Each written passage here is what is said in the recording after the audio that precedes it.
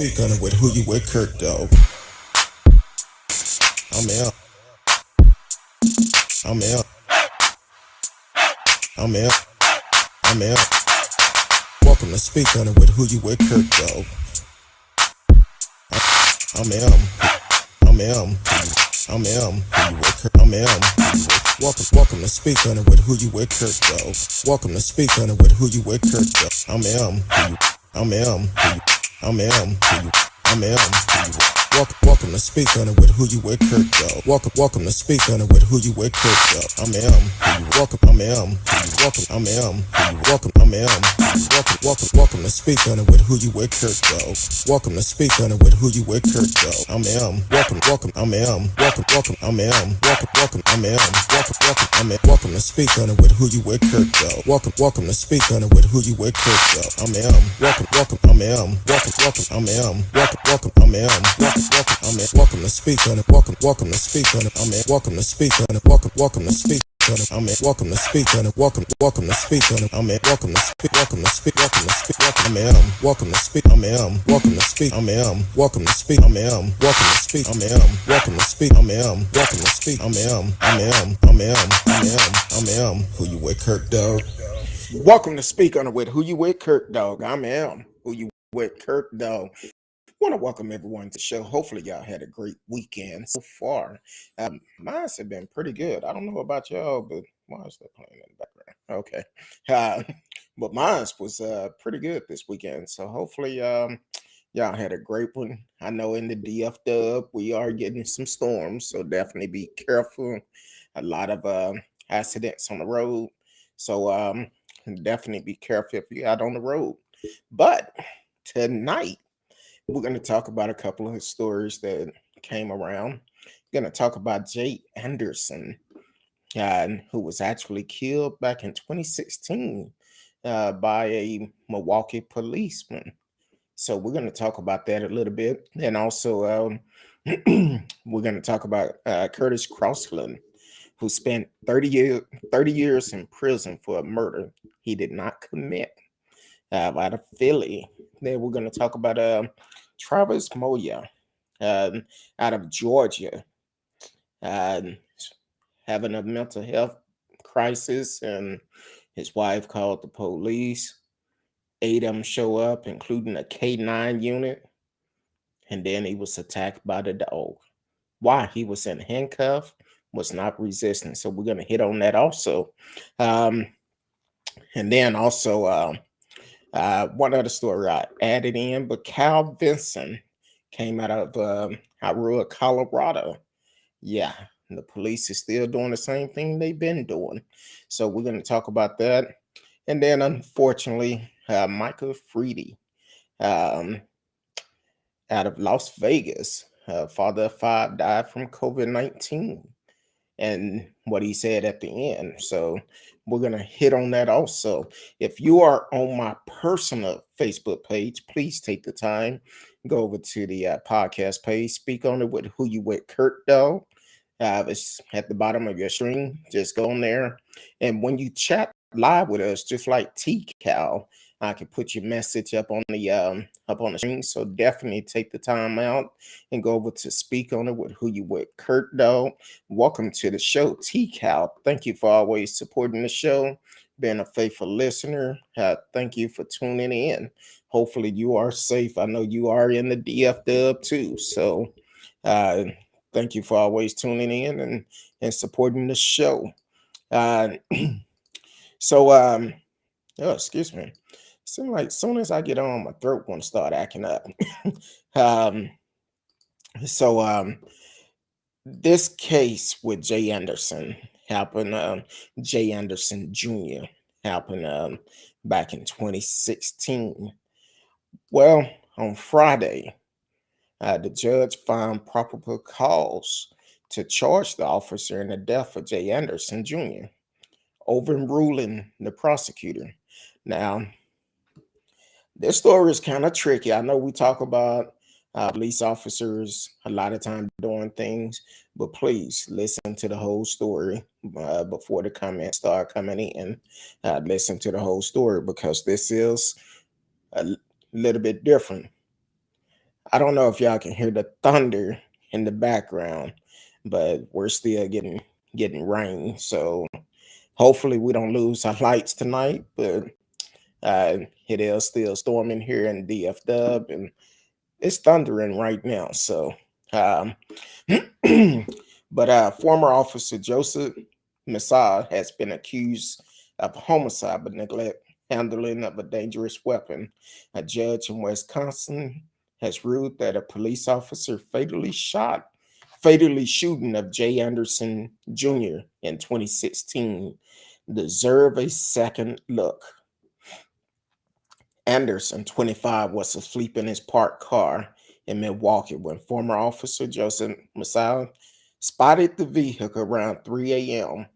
on June 23rd, 2016, while patrolling in his squad car.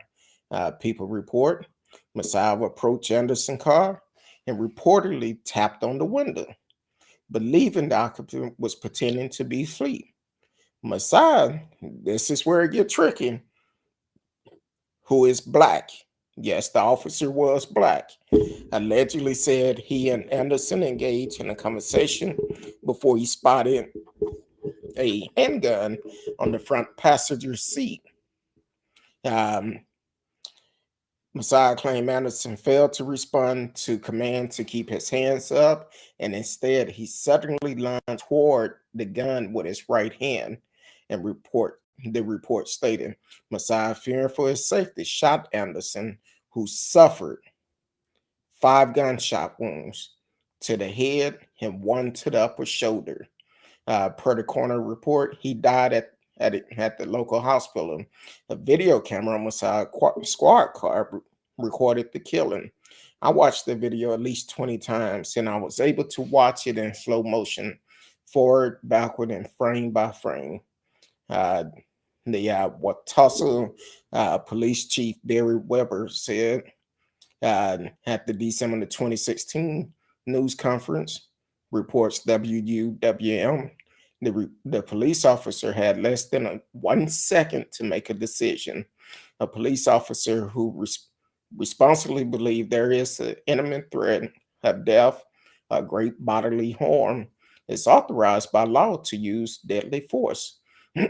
Anderson family dispute Mensah's version of the event, and a Milwaukee County Circuit Judge is also questioning the case. On Wednesday, Judge Glenn Yamahara found probable cause to charge Mensah for the plan, as reported by NPR. The decision came years after the prosecutor declined to charge the officer. Based upon the total of the circumstance, the court does find probable cause that Officer Joseph Mensah operated a weapon in a matter of constitution, criminal neglect, and in so doing caused the death of Jay Anderson Jr. Judge Yamahara said in a court Wednesday report, the Milwaukee Journal. Therefore, the court found probable cause that Officer Mensah committed the crime, homicide by neglect, handling the dangerous weapon. He said the judge has ordered a special prosecutor to formally file the charge within 60 days. After the hearing, Anderson's father, Jay Anderson Sr., called the judge ruling justice. This is justice, you guys. This is justice, he told reporter Prayer WB JT TV. I just broke down and cried at relief. Anderson's mother, Linda Anderson, said it'd been a long 5 years and I felt like I could breathe now. You know, it's hurtful that he took my son's life and we would never see him again. Jalen would never see her father again. And it's gonna hurt for the rest of our lives. After the judge ruling, the police chief, James McGillis, said in a statement respecting the district attorney in-depth investigation and his honor decision, the legal process will continue moving forward. And I want to thank them for their legal reviews of this incident. I'm gonna skip down a little bit because I want to say another story I've I've actually read about this officer. Apparently, he have a history of shooting folks. I believe he had before he left the department, because now he's actually with the sheriff department. But he had at least 5 shootings. The one officer had 5 shootings, and each one was justified. It didn't go into detail about each one of these shootings, but you unshot people 5 times, and I think it was like in a short span of time, 5 shootings. You have shot 5 different people, and was justified out of each one. And my thing is, it didn't say if a gun was found in the car.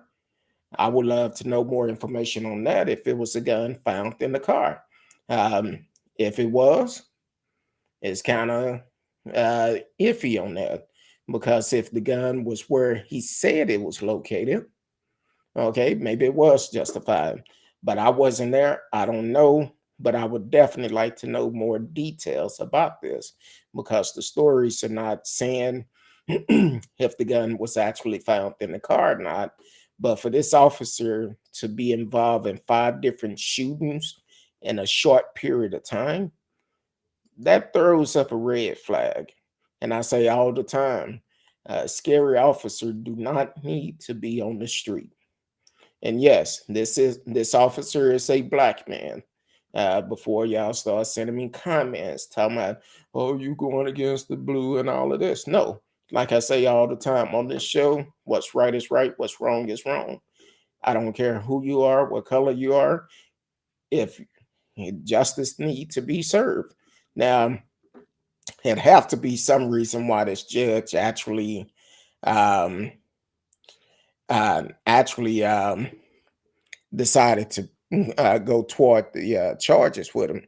And matter of fact, they said in 2020, Mensah resigned from the Wauwatosa Police Department after the Anderson killing put the spotlight on the previous 2 men he fatally shot,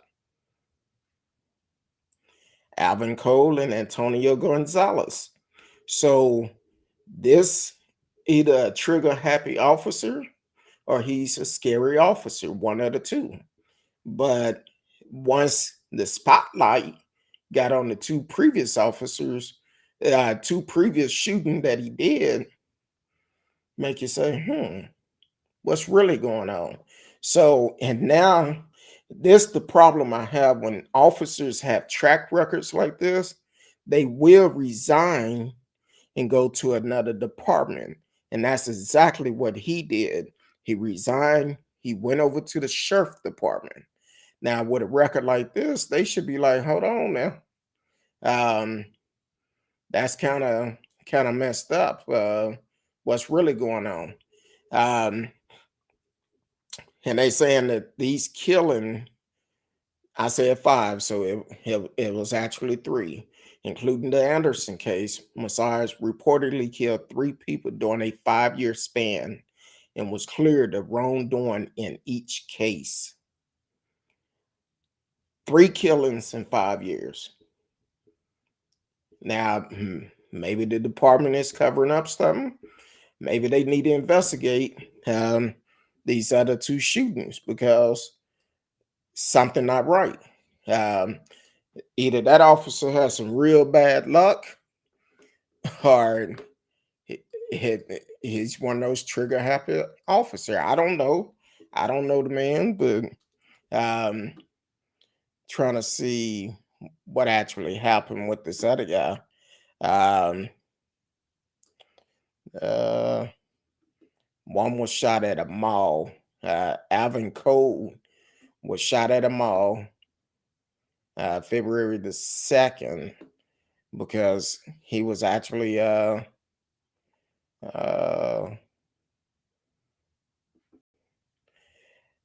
said and he was shot less than 3 minutes after police began to chase him through the parking lot of Mayfair Mall. Chrism announced Wednesday. Thursday he would not charge, concluding the officer acting self-defense. Um, said he was carrying a 9mm semi-automatic pistol in his shoulder bag. In his shoulder bag, but did the officer know it was a pistol in there? Because here it is, you find the pistol, but did he pull it out? Did he pull it out? So it's one of those situations, like, I hate to say it, but we seen videos where officers planning weapons and stuff on suspect just to clear their name. But I wasn't there. I don't know. Let me know your opinion about it. And trying to see if Antonio Gonzalez, see if I could find some on that real quick. Uh,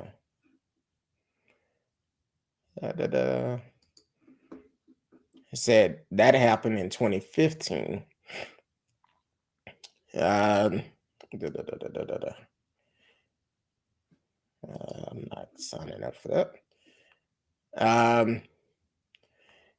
Said that the black teen killed by a suburban Milwaukee police officer vowed Thursday to keep fighting and working to prove racism pervaded the officer department after the prosecutor declined to have filed charges in the case.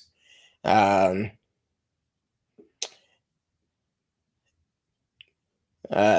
Cole was only 17. And trying to see how old was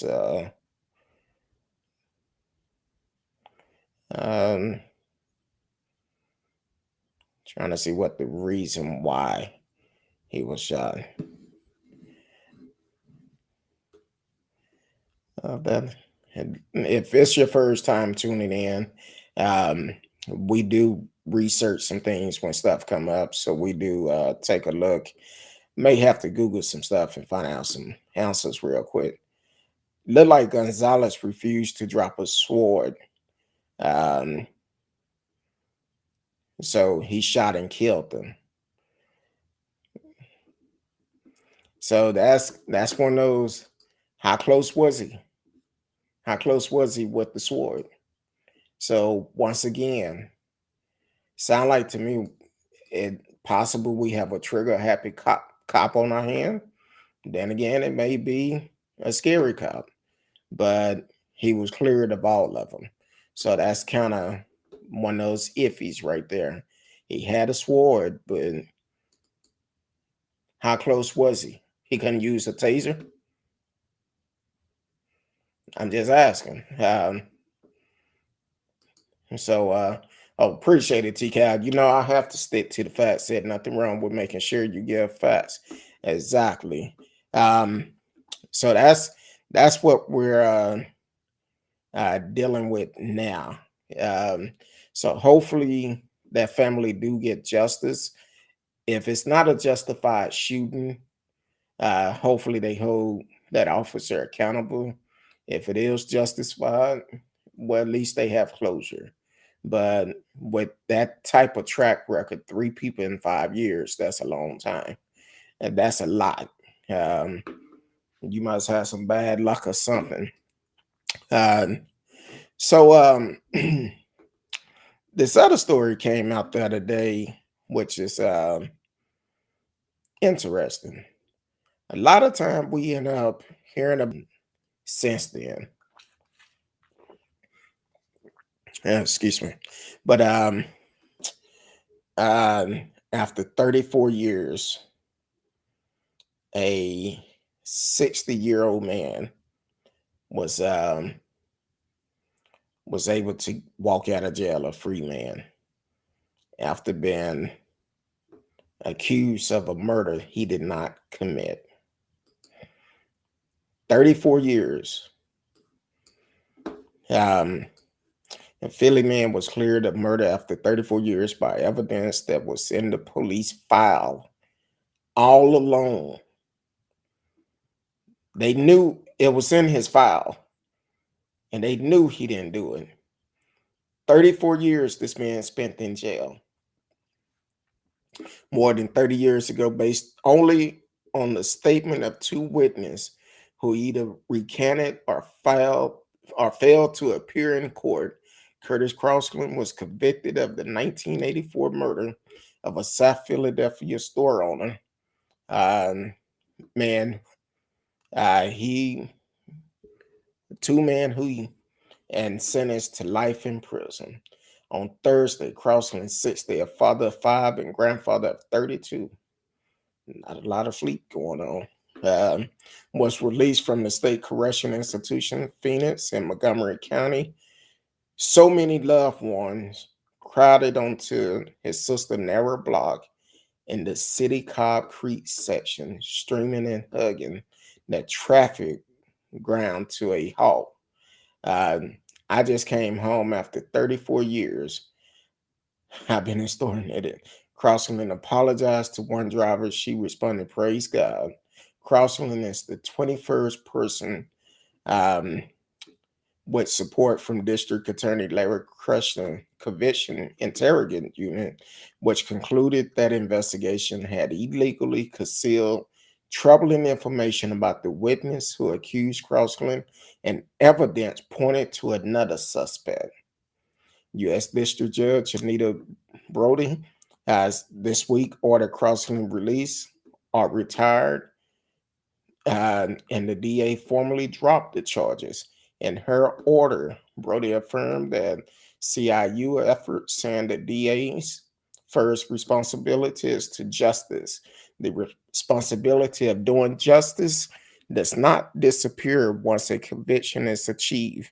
In some circumstances, the duty to seek truth can and should extend to case long closed. The victim family also welcomed Crosland release, said Charles Hugh, 50, who recalled translating the trial prosecutor explanation into Korean for his mother when he was just a teenager. He said, "We got the guy. We believe him." He and his sister Song, 52, described their father, known in the community as Tony, as a reverend, light-hearted, generous uh, figure who took care of his neighbors, often carrying over more than $1,000 in IOUs from those who couldn't afford to pay. He was shot during a gunpoint robbery of his H&B grocery store by a mass perpetrator who knew to call him by his first name. Despite his flaws, who said he was grateful to see Crosland family reunited. There was an injustice in this case, he said, and the ripple effect caused untold damage through our family lives, through the Crosland family lives. In court filing, the CIU made clear Crosland case involved not only apparently misconduct, but also a compelling innocent claim. 34 years of this man's life is gone. 34 years. Can you imagine the mental crisis he went through for those 34 years, being locked up and knowing that you're innocent? And then on top of that, the mental abuse he had to suffer while in prison for 34 years, thinking that's how you're going to end your life, in prison for something you did not do. Now, me personally, I feel that the DA, whoever was involved with that case and knew he was innocent, some charges need to be filed against them. 34 years. 34 years he can never get back. Had 5 kids and 32 grandkids. 32 grandkids that most of them probably never knew who he was. 34 years of this man's life gone. spent over half his life in prison for something he did not do. How can you get it back?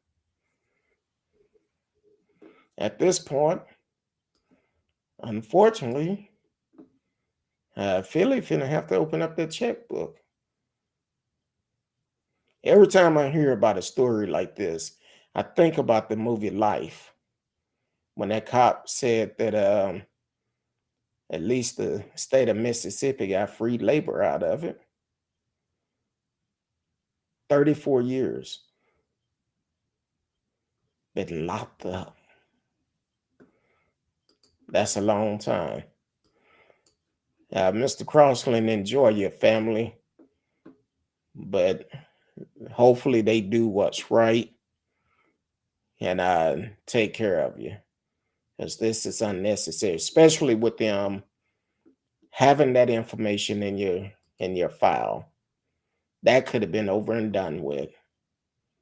If only if they would have did what they needed to do. Matter of fact, I wonder where's the person that was accused of it. What that person at now? So yeah, hopefully uh Philly take care of this man. He can never get that time back. You cannot turn back the hand of time and um turn it back and get all that time back. 34 years. No, that's gone. That's in the history book. Um while we talking about Philly abusing their power, overlooking evidence, well, let's go on over to Georgia. Georgia cop arrests black man after answering mental health call. One cop set the police dog on him for seemingly no reason. Shout out to the Roots. I love when I'm able to find these stories because they keep it real. Um, Attorney for a black man in Georgia said their client would file a lawsuit following an incident in which he was viciously attacked by a police dog while being taken into custody, and one that proves once again that cops have no business answering calls regarding unarmed citizen suffering a mental health crisis. WS, WSB TV2 report last Sunday. Al Harriet police were called to a home of Travis Moya because he was reportedly having a mental health crisis. It's unclear why Moya was being arrested in the first place. His attorney said the police knew they were responding to a mental health call. There was no reason for him or to even be detained or arrested. But instead of an ambulance showing up, 8 officers showed up. Attorney Jared Gregg said, according to the Atlanta Journal-Constitution, it was his wife who called 911. And she also captured video that shows Moya speaking with officer while handcuffed and appearing to struggle with them slightly as he pleaded with him to calm down. Excuse me. It's an odd scene because Moya really doesn't appear to be resisting officers much. Officer can be seen leading him away when he suddenly goes to the ground as a officer appeared to struggle with him. An officer with a K9 allowed the dog to attack Moya for seemingly no reason whatsoever. He couldn't move, he couldn't kick, he couldn't fight the dog off. He had to lay there while the dog ripped him apart. Attorney L. Chris Stewart told WSB TV. Stewart also told AJC that Mr. Moya was having a mental health crisis and that this was non-violent, nothing crazy, but his wife felt that an ambulance needed to check him out. They called for help, and instead, a K9 unit showed up. For whatever reason, they tried to handcuff him and detain him, even though he was on his own property and hadn't done anything. He continued. They slammed him to the ground, which is excessive use of force. Then, out of nowhere, the K9 officer bring the dog over and let him loose on Mr. Moya. He's cuffed on the ground. And if you pull up the story, you can actually see the damage that the dog have caused. And you can see the video of the incident. For me, it seemed like he wasn't resisting. Um, he just kind of, no, if you change your position after standing one way for a long time, you just kind of change your position. And next thing you know, he's thrown down to the ground. He's already in handcuffs. He was already in handcuffs. So it was absolutely no way he was going to be able to hit him. And I believe when they went down to the ground, one of the officers had his legs over his legs, so he couldn't kick. And the officer with the K9 moved in and let his dog bite him. Now, I know uh, dealing with policemen um, that handle K9s, first thing, one question they ask is, what's the reason why we looking for this suspect? Now, take it, they weren't even looking for him. He was at home. He was already in handcuffs, so the dog never should have been out.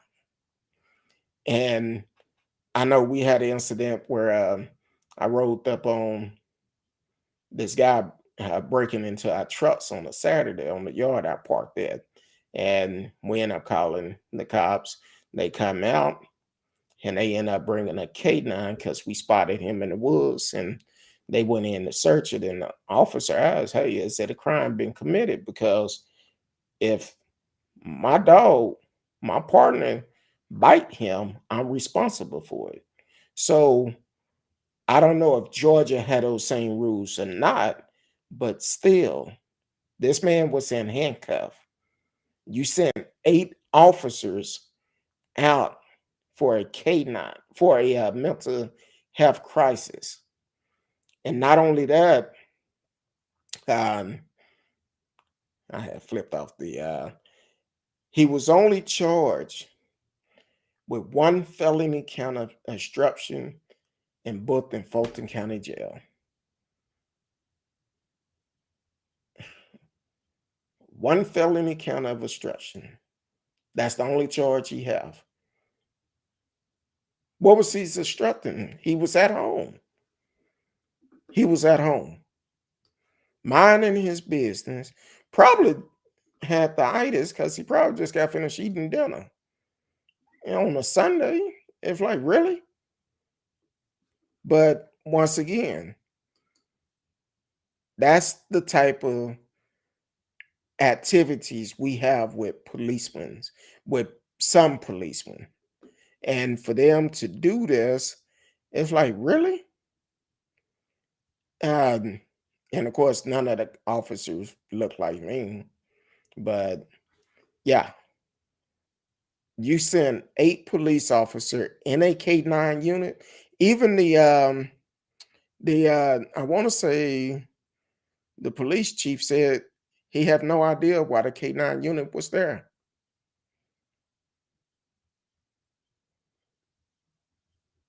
He have no idea why the K9 unit was there. Um, so kind of reading a little bit more of it, and I get to it. Said at this time, no complaint has been filed in relation to this matter. However, per our policy, a use of force investigation is being conducted in this matter, as is performed by any instant of a use of force incident by one of our Officer Jeffrey Ross, said in an email statement. So there are plenty of questions here. Why was Moya arrested in the first place? If the call was about mental health crisis, and his only charge stemmed from him allegedly obstructing police from arresting him. Why were so many damn cops called to the scene for this? Why were cops as a, as opposed to mental health professional called at all? And why the hell was there a K9 unit present? And um, from AJC said officers, when someone called in about mental health crisis, a K9 unit should not be there, should not be the one that responded to it, said Attorney Madeline Simmons, who is also representing Moya. There's a breakdown there in the training, in the process, and policies that they have in the police department. K9 policy say the dog handler may only use that degree of force reasonable and necessary to apprehend or secure a suspect. That policy also instruct the department handler to exhaust all reasonable means to effort and apprehensive without incurring a K9 bite. In addition, department policy require officer to intervene if they witness an inappropriate use of force, records show. It seemed like a clear-cut case of police brutality. But as we all know, finding justice for Black people tend to be an uphill battle in situations like this. So yeah, it's it's crazy. Once again, shout out to the Roots for providing that story. Um, so yeah, that's crazy. And police brutality and dealing with uh Black people is out of hand. Out of hand. Um, so this happened in Colorado, Aurora, Colorado. Um, Cal Vinson. Yeah, Cal Vinson, which is crazy. Apparently, T-Cal says it. I know years ago my father had a mental health issue, and I thank God it worked out. It could have been a really bad situation in front of the house I grew up in. It was already traumatic enough. Yeah, I'm thank God it did. It didn't happen in a bad situation, because we see this all so often where uh, they come out for a simple call and someone end up dying behind it. Like, was it earlier this year or last year? The brother down in Killeen had a mental health crisis. His son ended up calling the police for help, hoping they would have sent a medical professional out to be able to help his father. His father ended up getting shot and killed in the front yard of their home. And we see this also happen. So many times this happened where uh, when it's dealing with, uh, unfortunately, people that's having mental health crisis, and then it always turn out bad when it's a person of color. Is very suddenly do we hear about mental health crisis when it's dealing with a person of color that did not turn into something crazy. Now I know either last year or earlier this year we reported about the child that was having a mental health crisis, and with that child, when the police got there, he ran, and that cop shot that child. So luckily that child did survive. Now this child was also, he wasn't Black, he was Caucasian, but luckily he did survive. But we don't need cops like that on the street, because we see this also happen. Kind of like this next story. Same place where I guess it'd been a little bit over a year. and I'm trying to Elijah McClain, who was actually shot and killed in this same city in 2019 uh, on his way home. So, and he had some mental issues also, but the police shot him and they refused to press charges. So this new police chief, um, she's she ain't taking no mess. So, matter of fact, I believe when it made 1 year of Elijah McClain, she had just been sworn in because I put a call in to her, but so many things was going on that time, I never did get a chance to talk with her.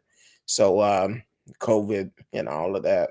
So, so this past weekend, I guess on Thursday, the 29th.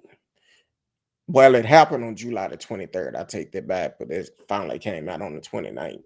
On July the 23rd, Aurora, Colorado police officer John Huber, who is white, and Francine Martinez, who is Hispanic, faced multiple criminal charges for the violent beating and arrest of 29-year-old Kyle Vinson, a black man. Now, I believe I reposted this on my Facebook page, but the video is very disturbing. Um, I'm gonna be honest, it pissed me off. There's no other way of putting it. So according to body cam footage released Tuesday, show Herbert using his pistol to beat the unarmed Vinson while attempting to arrest, further choking him and meeting the barrel of the gun to his head, threatening to kill him. Hubert barked, "If you move, I'll shoot you." The officer initially approached Vinson while he was sitting, pushed him to the ground, and forced him onto his stomach. He then proceeded to beat Vinson over the head with his firearm. Vinson, with blood pouring from his head, repeatedly cried out, "You killing me, bro. You killing me. You're killing me." Hubert is faced with 5 criminal charges, including first and second degree felony assault and felony mission, while Martinez, who has been with the Rural Police Department for 6 years, faced 2 misdemeanor charges for failure to report use of force and failure to intervene during Hubert gross misconduct. Hubert has been arrested, and Martinez is on paid leave. She need to be fired too. Aurora Police Chief Vanessa Wilson called the beating a very despicable act at a press conference, further stating, "This video will shock your conscience. It is very disturbing." Wilson, a 23-year veteran of the force, took over the department in August of 2020 and is the first woman to permanently lead the APD. Contrary to the ongoing pandemic of police killing in the United States, Wilson declared, "We're disgusted. We're angry. This is not police work. We don't train this." The Rural Police Department has been involved in a major of abuse of force incident in recent years. Um, most was in 2019 police murder of 23-year-old Elijah McClain, a black man who died after encounter with police. The officer who attacked him were responding to a call about a suspicious person walking down the street. Colorado legislation passed the Enhanced Law Enforcement Interrogate a token police reform bill last year, which required all officers to use body camera by July 2023, according to uh, Colorado Colorado.gov. With the new law, a peace officer may turn off a body worn camera to avoid recording personal information that is not case related when working on an unrelated assignment where there is a long break in the incident, a contact that is not related to the initial incident, and during administration, technical, and management discussion. However, a peace officer does not need to wear a active body worn camera if the peace officer is working undercover. According to the bill summary, the new law sanctioned failure to activate or tamper with a body cam and require the release of all recording of an incident within 21 days of a complaint. In a significant loophole, it allowed for reaction or withholding a video if there is specific privacy interests at stake. Um, Moreover, it also banned the use of chokehold, limits, potentially lethal use of force, and remove qualified immunity for police officer. So, with this particular officer, um, pull it up, take a look at the video. Then you can understand what's going on. I believe it was Cal and two other people, and I believe it was at least one other person had a warrant out. The other two people ran off. Cal sat there because if you're not guilty, you have no reason for running. He sat there, and as he sat there, the police came up, pushed him down on the ground, put him face down, and this cop pulled this gun out, held it up to his head, said, "If you move, I'm gonna kill you." Then he proceeded to hit him in the head. And in one report I read, I believe they said they believe he hit him at least about 23 times with the butt of his gun. 23 times. You pistol whoop this man for what? And for his partner, Francine Martinez, you just as guilty as he is because you was there and you did nothing to prevent it. This man is upset, pistol whooping folks, and you're a policeman. How are you going to build trust in a community? And then he resigned. Well, he did get arrested, so that's a good thing. And hopefully they go ahead and charge him, get justice for this family.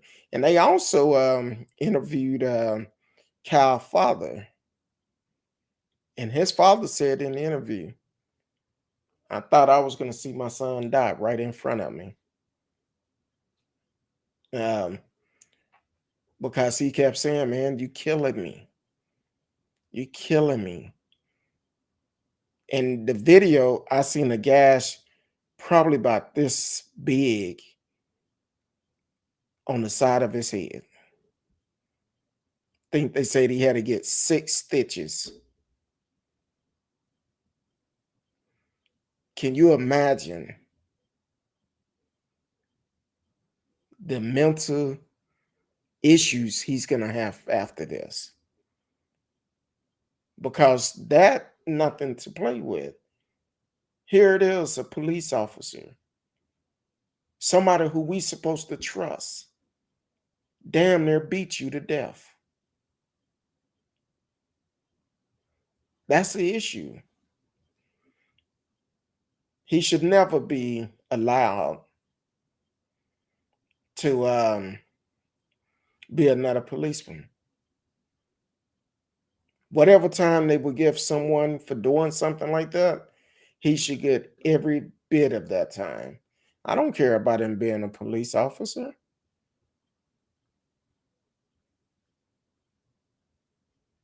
Oh, and let me add this, after he beat him, he choked him for at least 40 seconds. Sound like to me he was trying to kill him.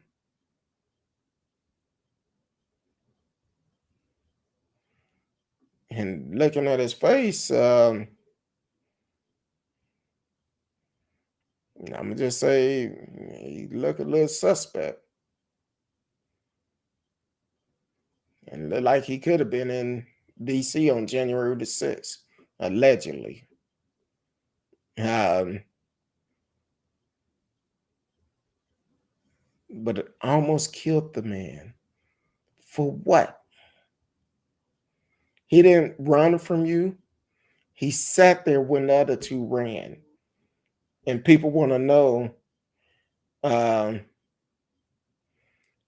to know why people do not trust the police.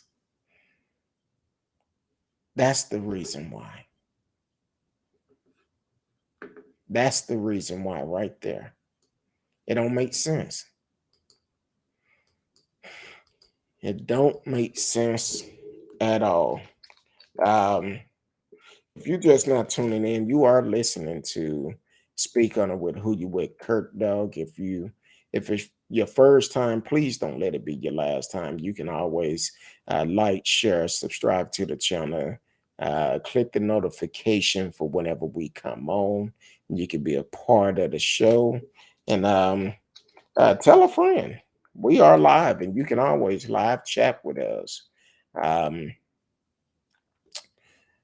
we only have a couple more stories we're going to talk about tonight. I see it's still lightning outside my window, so that's why I'm kind of rushing through, trying to get it as much in as possible in case um, we be without lights again. So uh, I'm gonna fly it over to Florida real quick. I didn't have it on the stream for tonight, but um, so Florida hit a record yesterday for the number of new cases. They break a record. And I've talked to someone who actually said they actually had broke two records. So, but yesterday they reported 10,207 people hospitalized with confirmed COVID-19 cases. 10,207. And July 23rd, 2020, they reported 10,170 hospitalization. Please take this serious. This COVID is not a game. Protect yourself. Now, I'm going to talk about the story in Florida. I ran across this after I put the information up, but it said, do it for the people you care about. Florida woman urged people to get vaccinated after losing her dad and brother to COVID-19 the same week. Mark and Sherry McCall were married for more than 38 years and were both diagnosed with COVID-19 in July. Peyton McCall, 24, and her family were afraid to get vaccinated, but now she's urging people not to make that mistake after losing her oldest brother and her dad to COVID-19. Her dad, Mark McCall, 60, died early Friday morning in the COVID ward of Jacksonville, Florida hospital, where her mom, Sherry McCall, 58, was also being treated for the virus. The family was already willing after her brother, Brent McCall, 35, died on Monday. It has been one of the most roughest and hardest experience that I have ever had to go through in my whole life. And I would never, ever wish this on anybody and their family, McCall told CNN. I mean, I wish it wasn't me, but I sure wouldn't wish it on anybody. Mark and Britt, seen in a 2006 family photo, worked together in Duval County Public School Maintenance Department. She said her mom was well enough to come home on Friday night, but is heartbroken after losing her oldest son and her husband of more than 38 years. The family was scared to get the vaccine, McCall said, because they have health condition and didn't know how their body would react to the shot. We wasn't trying to convince anyone not to get it, she said. We didn't care what choice people made, but unfortunately we made the wrong one. The number of COVID-19 cases and hospitalization has increased in recent weeks because of the spread of the highly contagious Delta variant, and health officials warn that unvaccinated people are at higher risk. The U.S. Center of Disease Control and Prevention say that 49.5% of the U.S. population is fully vaccinated as of Friday morning, and that 57.9% of people over 12 years old are vaccinated. The pace of the COVID-19 vaccination in the U.S. has risen steadily over the past 3 weeks, particularly in several southern states with low vaccination rates. Last visit with Dad, McCall says she tested negative for COVID-19 and has gotten her first vaccination dose since her parents were hospitalized. She and her fiance were able to suit up in double mask and full PPE on Thursday for one last visit with her dad. McCall said her dad was tired and on a lot of medication, but he fought hard to remain coherent while she held his hand and rubbed his head. I didn't get to hug him and I didn't get to kiss him, but I rubbed him and let him know that I was there and that I was proud of him for pushing as far as he did. She said, I got to tell him that I love him and that it was okay and that I got vaccinated. He said he knew and he loved me too. She said her brother Brent got sick around the 4th of July and was taken directly to the ICU when he went to the emergency room for treatment. Brent's fiance also got COVID, and her mother and grandmother died from it over a 5-day period, McCall said. She said her brother seemed to be okay up until he had to go on a ventilator. After a couple of days, he wanted to go home, so he was trying to do anything he could to get home. She said he fought for 3 weeks to come home and he suffered for complication of COVID and he didn't make it. Her parents contracted COVID-19 a week after Brent, McCall said. Um, they've been around another relative who got sick at about the same time. She said her mom was immediately hospitalized, but her dad's symptoms weren't as severe, so he was told to quarantine at home. He got worse and had to be admitted 9 days later. So, um, people, please take this serious. Now, that's only one story, and I'm going to close out with this other one. This is a father out of Las Vegas, and him and his family went to San Diego on a family vacation. COVID patient Michael Freedy, 39, dies after declining to get vaccinated. 39-year-old Michael Freedy woke up his fiancée in a panic one night, telling her he couldn't breathe. A few days after that, he was dead. And